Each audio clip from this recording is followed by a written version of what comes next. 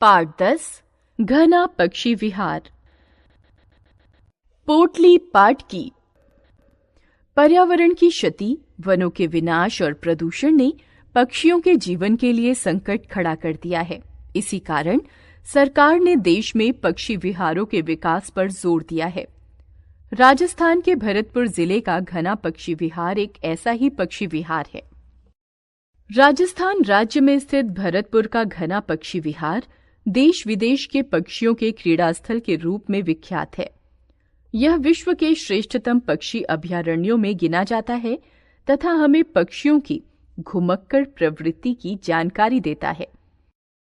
हजारों विदेशी पक्षी प्रतिवर्ष एक निश्चित कार्यक्रम के अनुसार न जाने कब से यहाँ आ रहे हैं।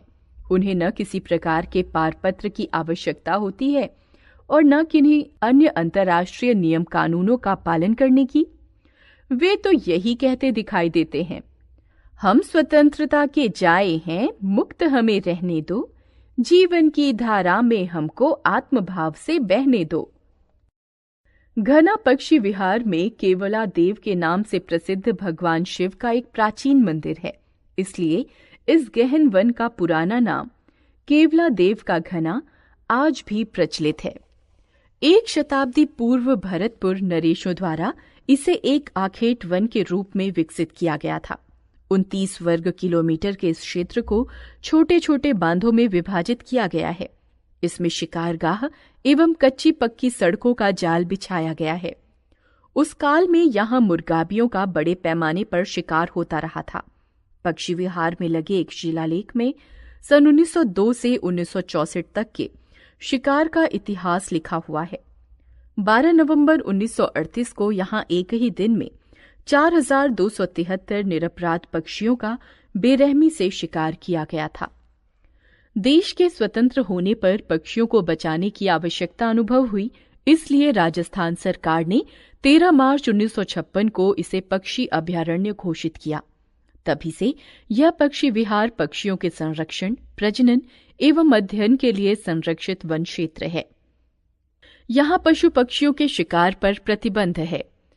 27 अगस्त 1981 को भारत सरकार द्वारा इस पक्षी अभयारण्य को राष्ट्रीय उद्यान का स्तर दिया गया और सुरक्षा के लिए इसके चारों ओर पक्की दीवार बना दी गई। यूनेस्को द्वारा इसे विश्व धरोहर घोषित किया गया। राज्य के वन विभाग की ओर से यहाँ पक्षियों की देखभाल के लिए कर्मचारी नियुक्त हैं। ये पशु पक्षियों की देखभाल के अतिरिक्त पर्यटकों को आवास, यातायात, अवलोकन तथा छायाकारों को चित्र खींचने की सुविधा प्रदान करते हैं। पर्यटकों के भ्रमण हेतु पक्षी विहार में 40 किलोमीटर लंबाई की सड़कें बनी हुई हैं। पक्षी फोटोग्राफी की दृष्टि से घना अत्यंत उपयुक्त स्थल है। अनेक दुर्लभ जल पक्षी यहाँ सरलता से कैमरे में कैद किए जा सकते हैं। घना पक्षी विहार वर्षा ऋतु के आरंभ से वसंत ऋतु के अंत तक सैलानियों का स्वर्ग बना रहता है। इस अवधि में इसके लगभग 11 वर्ग किलोमीटर क्षेत्र में 1-1.5 मीटर गहरे पानी का सागर सा लहराता रहता है। इस प्राकृतिक झील में क्रीड़ा करते पक्षी दर्शकों का मन मोह लेते हैं। पक्षियों को अति निकट से देखने के इच्छुक पर्यटकों के लिए इस झील में नौका विहार की व्यवस्था भी है। इस छिछली झील का आधा क्षेत्र चारों ओर से दलदली है। इसमें उगी लंबी घास तथा किनारों के बबूल, बेर, कदम्ब आदि के पेड़ जल पक्षियों को दूर से ही आमंत्रित करते दिखाई देते हैं। यहाँ शाकाहारी और मांसाहारी दोनों प्रकार के पक्षियों के लिए प्रचुर मात्रा में भोजन सामग्री उपलब्ध रहती है। पक्षियों को भोजन, प्रजनन, संचरण और आवास की दृष्टि से यह स्थल अत्यंत प्रिय है। पक्षी विज्ञानियों द्वारा इस पक्षी विहार में 375 जातियों के पक्षियों की गणना की जा चुकी है। इनमें 240 किस्म के प्रवासी पक्षी हैं। विदेशों से लगभग 110 जातियों के हजारों पक्षी प्रतिवर्ष यहाँ आते हैं। बॉम्बे नेचुरल हिस्ट्री सोसाइटी के अध्ययनकर्ताओं द्वारा गत वर्षों में यहाँ हजारों पक्षियों को पैरों में एल्यूमिनियम के छल्ले पहनाकर छोड़ा गया है। प्रत्येक छल्ले पर पक्षी का मूल स्थान एवं उसकी संख्या अंकित होती है। इन छल्लों से पक्षियों की यात्रा दूरी का पता चल जाता है।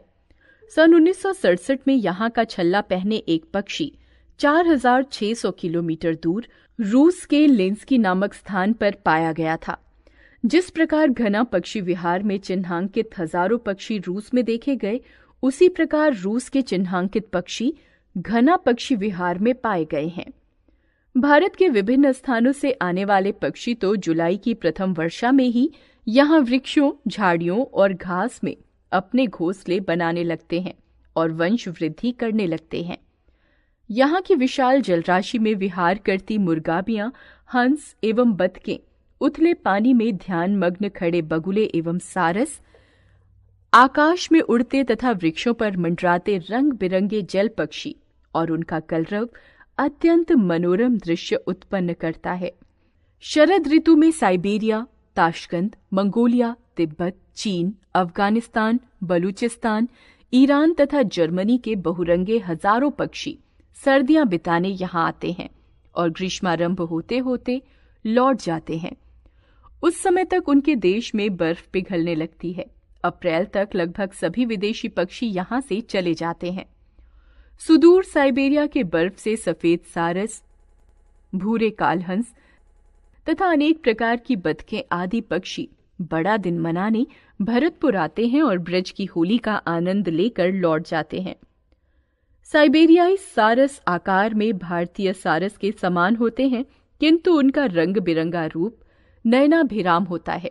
इनकी चोंच और पैर लाल तथा चमकीले होते हैं। उड़ने पर पंखों के अगले भाग काले दिखाई देते हैं।